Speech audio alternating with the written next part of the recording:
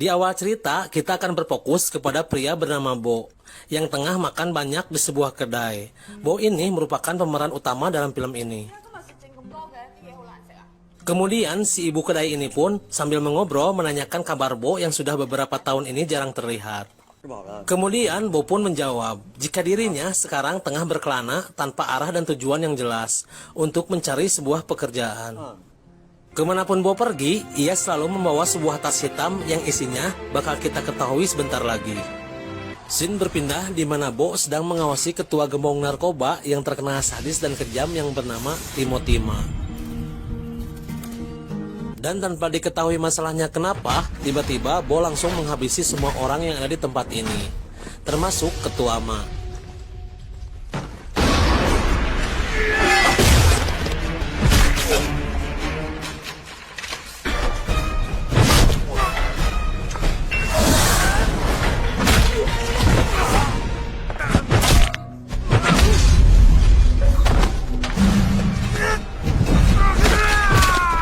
Hingga saat Bo berhasil membunuhnya, ia pun langsung menebas kepalanya, lalu dimasukkan ke dalam tas yang dibawa Bo. Dan di saat yang sama, istrinya yang bernama Sasaki ini mencoba menghubunginya.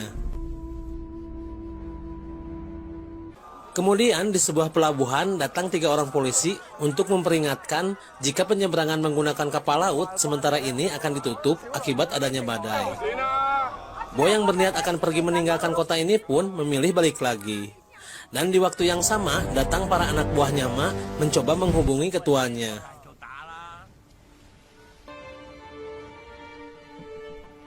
Di saat Bo mencari tempat beristirahat untuk bermalam, Bo melihat seorang wanita di atas pohon sedang mencoba menangkap kucingnya. Tiba-tiba wanita ini pun terjatuh dan Bo berhasil menangkapnya.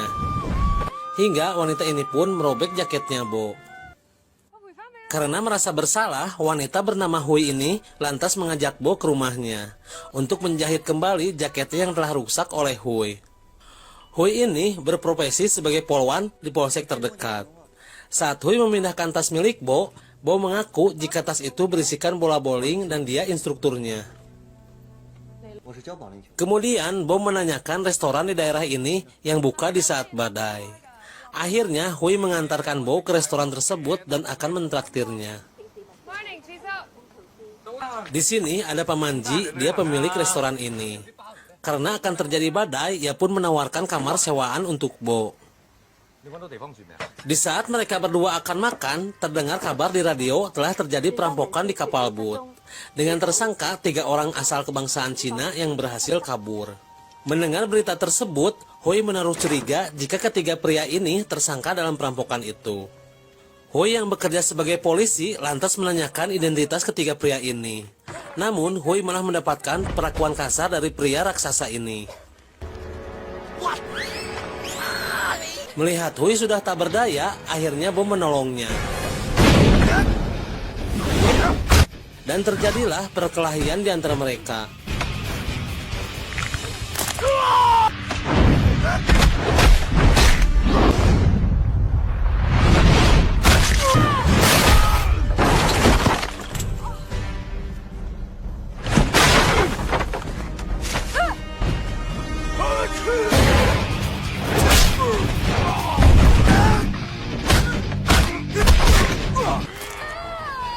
Di saat Bo berhasil menghabisi pria raksasa, penjahat satu ini dengan santainya menghabisi mie ramennya.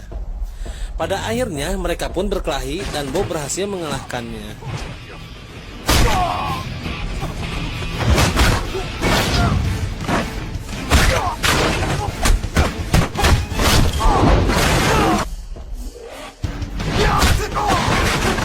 Kemudian datang Pamanji beserta 2 orang polisi untuk menangkap ketiga tersangka ini.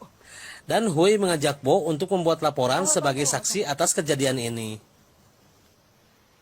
Di sisi lain, para anak buah Ma pun menemukan tempat Ma dan mengetahui jika bosnya telah tewas tanpa kepala. Setibanya di kantor polisi, Bo pun diperiksa identitasnya. Dan salah satu polisi bernama Gong ini mengucapkan selamat kepada Hui atas keberhasilan menangani kasus utama ini. Namun Hui mengaku jika ini semua karena kehebatannya Bo. Mengetahui hal itu, Gong pun sangat berterima kasih kepada Bo dan berjanji akan memberikan penghargaan sebagai warga terbaik. Di tempat lain, di sini ada pria bernama Pet tengah menanyakan ke anak buahnya tentang ciri-ciri pembunuh ketua Ma. Lalu salah satunya ini mengatakan jika pria itu terlihat membawa tas hitam. Kemudian Sasaki diberitahu oleh Pet jika suaminya telah tewas tanpa kepala, sehingga ia pun memerintahkan untuk mencari pelakunya serta kepalanya. Setelah mendapat perintah dari Sasaki, pria bernama Acun ini pergi mencari pembunuh ketua Ma dengan beberapa anak buahnya. Sementara di kantor polisi, karena Bo terus disambut hangat oleh Gong, pria bernama Tarsan ini pun merasa iri dengan prestasinya Bo. Karena ketua Ma yang sedang dicari pun belum tertangkap, sehingga Tarsan sesumbar jika Bo hebat maka tangkaplah ketua Ma. Kemudian Tarsan menanyakan sedang ada urusan apa Bo datang ke kota ini. Dan Bo pun menjawab jika dirinya sedang berwisata di kota ini. Namun pada intinya si Tarsan ini merasa iri jika Bo telah dekat dengan Hui. Di tempat lain, orang-orang suruhan Sasaki pun terus menyisir keberadaan Bo, hingga mereka menyebar ke setiap kampung-kampung.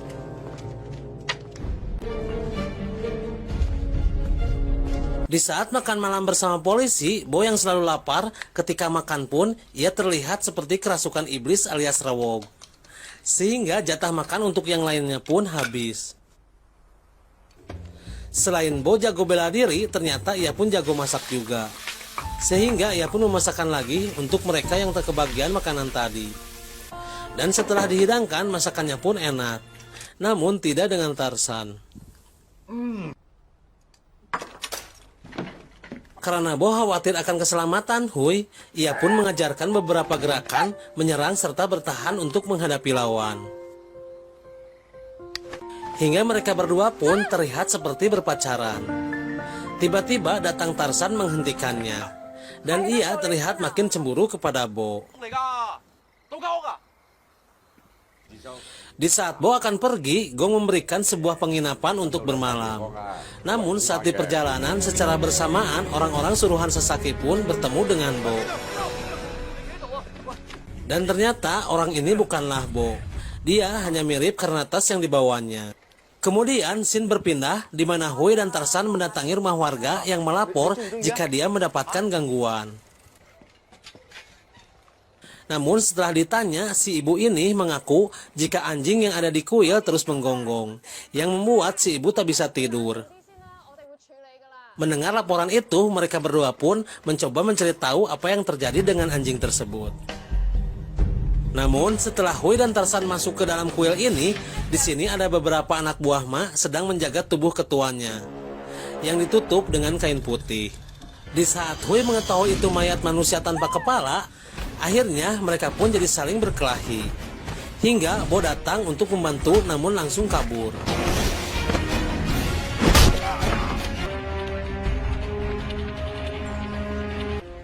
Karena mengetahui jasad ketua Ma telah ditemukan oleh polisi, kemudian Pet melaporkan perkara ini kepada Sasaki.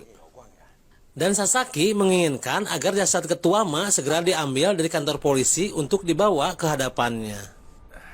Di sisi lain, Bo pun bertemu dengan kedua anak buah ketua Ma, hingga mereka pun berkelahi. Namun dengan mudah saja Bo berhasil mengalahkannya. Setelah Bo mengambil tasnya, tiba-tiba datang Acun dan langsung menyerang Bo. Hingga perkelahian pun terjadi lagi.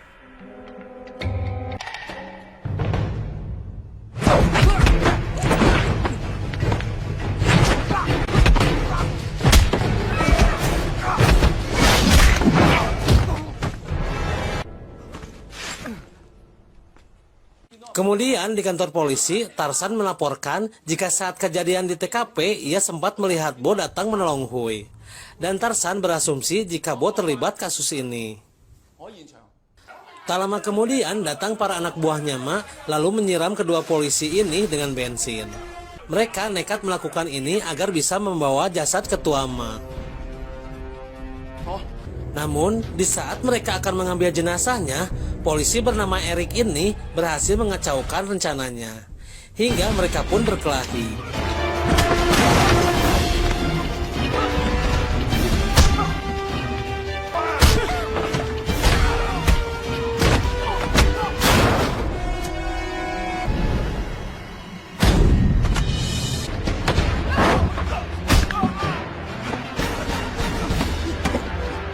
Di saat para polisi ini berhasil membekuk para penjahat ini, Eric pun tertembak tepat di perutnya.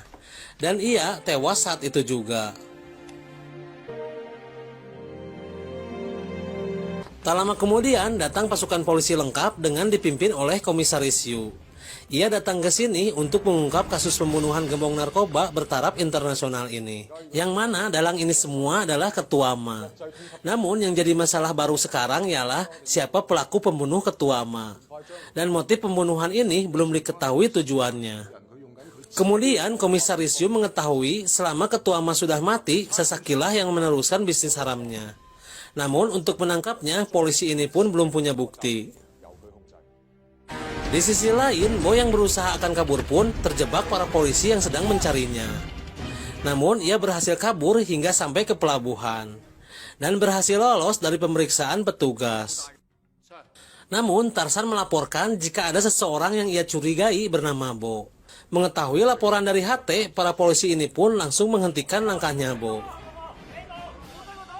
Kemudian, Komisaris Yu dan Hui pun ikut bergegas ke pelabuhan. Namun di saat tas itu diperiksa oleh Hui, tas yang berisi kepala itu pun dilapisi dengan bola bowling oleh Bo. Sehingga Bo pun dibebaskan. Namun sebelum pergi, Hui yang sudah menaruh rasa cinta kepada Bo, lalu meminta ponselnya untuk mencatat nomor Hui di ponselnya.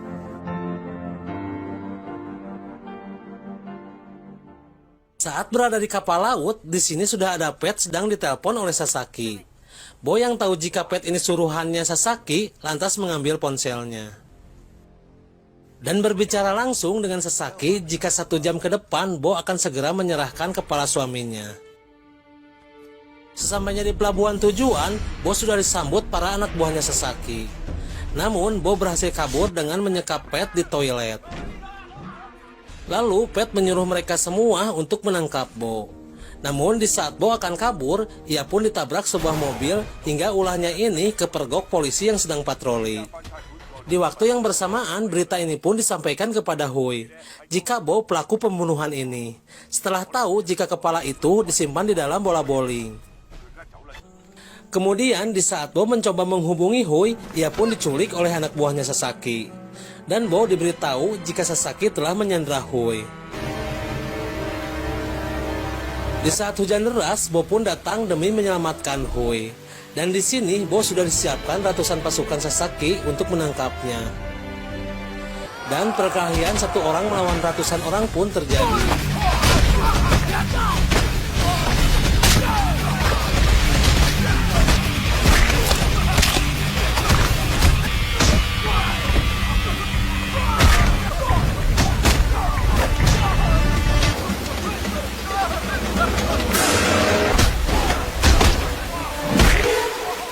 Di tengah perkelahian yang tak seimbang ini, Bo pun sempat terjatuh.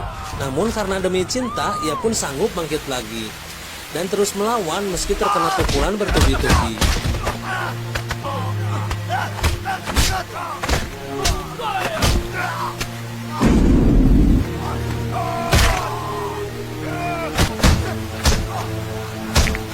Saat Bo sudah terkapar karena mengalahkan semuanya, di sini Sasaki mencoba menghabisi Bo. Namun Bo masih bisa bertahan. Di sisi lain, Hui berhasil melepaskan ikatannya, sehingga mereka berdua pun jadi berkelahi. Namun malah ini yang terjadi. Alhasil Sasaki pun dihajar oleh Hui. Di saat Bo tengah terluka, ia pun mengatakan jika kemarin adalah hari yang paling membahagiakan baginya, karena ulang tahun Bo bersamaan dengan Hui.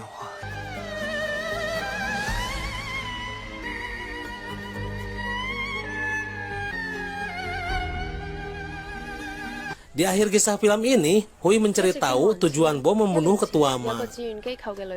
Dan diketahui jika setahun yang lalu Ketua Ma mencoba membebaskan anak buahnya dari penjara. Karena negosiasi gagal, Ketua Ma pun berhasil menculik hingga membunuh kekasihnya Bo.